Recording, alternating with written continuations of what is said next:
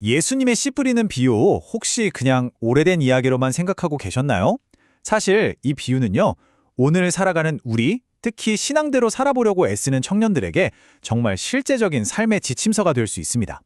자, 오늘 이 비유 속에 담긴 비밀을 한번 같이 파헤쳐 볼까요? 아, 이거 정말 우리 얘기 아닌가요? 주일에는 막 은혜 받고, 그래, 이번 주 진짜 다르게 살 거야! 다짐하는데, 이상하게 월요일 아침 출근길에 딱 들어서면 그 마음이 온데간데 없이 사라지는 경험. 다들 있으시죠? 바로 이 지점, 말씀대로 살고 싶은 마음과 팍팍한 현실 사이의 간극에서 오늘 이야기를 시작해 보려고 합니다. 네, 그래서 오늘은 이 5단계를 따라서요, 어떻게 하면 이 간극을 메우고 진짜 삶에서 열매를 맺을 수 있는지 그 구체적인 방법을 함께 찾아보겠습니다. 사실 성경 말씀 자체는 너무 좋잖아요. 그런데 막상 정신없는 회사 생활이나 꼬여버린 인간관계 같은 현실 문제 앞에 딱 서면 이걸 어떻게 살아내지? 하는 생각이 들 때가 정말 많죠. 어쩌면 이게 우리 모두가 가진 가장 솔직한 고민일 거예요. 그런데 놀랍게도 오늘 우리가 볼 이 씨 뿌리는 비유가 그냥 옛날 이야기가 아니에요. 이건 마치 우리의 영적 상태를 위한 MRI 같은 아주 정확한 진단 도구입니다. 예수님은 문제가 다른 데 있는 게 아니라 바로 우리 마음의 상태에 있다고 딱 짚어주시는 거죠. 자, 그럼 첫 번째 단계입니다. 바로 우리 마음밭을 점검하는 건데요. 여기서 진짜 중요한 핵심이 있어요. 씨앗, 즉 하나님의 말씀은 언제나 완벽하고 생명력이 있다는 사실이에요. 문제는 씨앗이 아니라 그 씨앗이 떨어지는 우리의 마음 상태, 바로 밭이라는 거죠. 첫 번째 밭은 길가밭 같은 마음입니다. 몸은 예배당에 앉아 있는데 머릿속은 온통 다른 생각으로 가득 차 있는 거죠. 쉴 수 없이 울리는 카톡 알림, 점심 뭐 먹지? 어제 마무리 못한 업무 생각들. 이런 소음들 때문에 말씀이 그냥 튕겨 나가버리는 거예요. 들어갈 틈이 아예 없는 거죠. 두 번째는 돌밭 마음입니다. 말씀을 들을 땐 아멘! 하면서 엄청 뜨겁게 반응해요. 그런데 딱 거기까지. 마음 깊이 뿌리를 내리지 못하는 상태죠. 그래서 친구가 툭 던지는 비판 한마디, 직장에서 받는 약간의 압박 같은 작은 어려움에도 신앙이 그냥 와르르 무너져 버리는 겁니다. 여기서 우리가 진짜 생각해 봐야 할 게 있어요. 영적인 뿌리, 그러니까 진짜 내공은요, 사람들 앞에서 하는 화려한 활동으로 자라는 게 아니라는 거예요.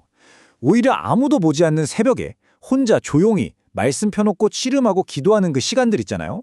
바로 그 은밀한 시간이 쌓여서 단단한 뿌리가 만들어지는 겁니다.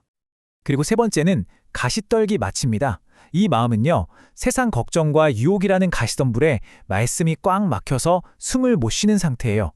이번에 승진해야 하는데 앞으로 어떻게 먹고 살지? 나만 뒤처지는 거 아니야? 이런 불안감들이 마음을 가득 채워서 말씀이 자랄 공간에 아예 빼앗아 버리는 거죠. 자, 우리 여기서 잠깐만 멈춰서 스스로에게 질문해 볼까요? 길가, 돌밭, 가시떨기, 지금 내 마음을 가장 잘 설명하는 밭은 어떤 모습인가요? 솔직하게 내 마음을 들여다보는 시간이 꼭 필요합니다. 네, 이렇게 마음 상태를 진단했다면 이제 해결책을 찾아야겠죠? 그 실마리가 바로 이 두 번째 단계에 있습니다. 깨닫는다는 것의 진짜 의미를 아는 것, 여기서부터 모든 게 시작됩니다. 성경에서 깨닫다라고 말할 때 헬라어로 쉰 이에미라는 단어를 쓰는데요. 이게 그냥 머리로 그렇구나 하고 아는 게 아니에요.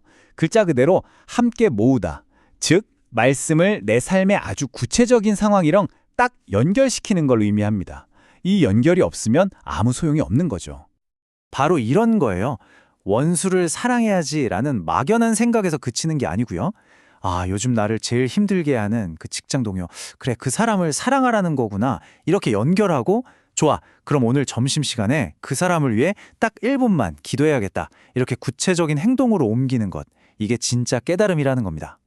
자, 이제 마지막 세 번째 단계입니다. 사실 우리는 유튜브, 넷플릭스 같은 끊임없는 자극 속에서 살잖아요. 그래서 영적인 감각이 점점 무뎌지기 쉬운데요. 이 감각을 어떻게 다시 날카롭게 벼릴 수 있을지 그 방법을 알아보겠습니다. 한번 보세요.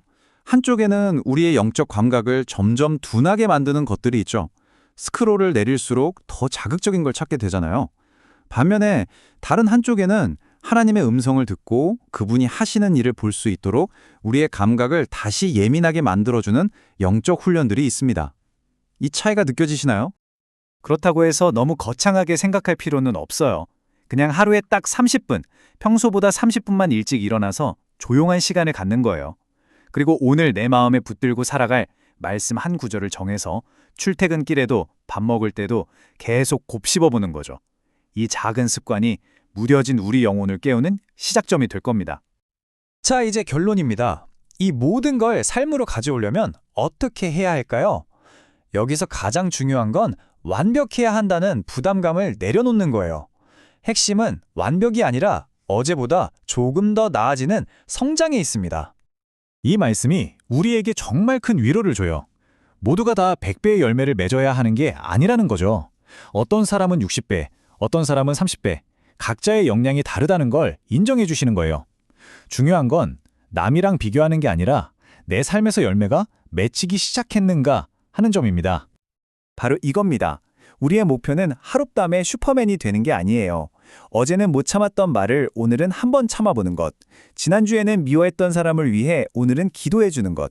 이런 작지만 꾸준한 변화들이 쌓여서 결국에는 풍성한 삶이 된다는 사실을 꼭 기억했으면 좋겠습니다. 자, 그럼 오늘부터 당장 시작할 수 있는 것 딱 3가지만 다시 정리해 볼까요? 첫째, 내 마음밭이 지금 어떤 상태인지 정직하게 점검하기. 둘째, 말씀을 내 삶의 구체적인 행동 하나와 연결하기. 그리고 셋째, 하루 30분 영적 감각을 깨우는 훈련을 시작하기. 이 질문을 마음에 품고 오늘 하루를 시작해 보는 건 어떨까요? 거창한 게 아니어도 괜찮습니다. 오늘 당장 당신의 삶에서 맺을 수 있는 그 첫 번째 작은 열매는 과연 무엇일까요?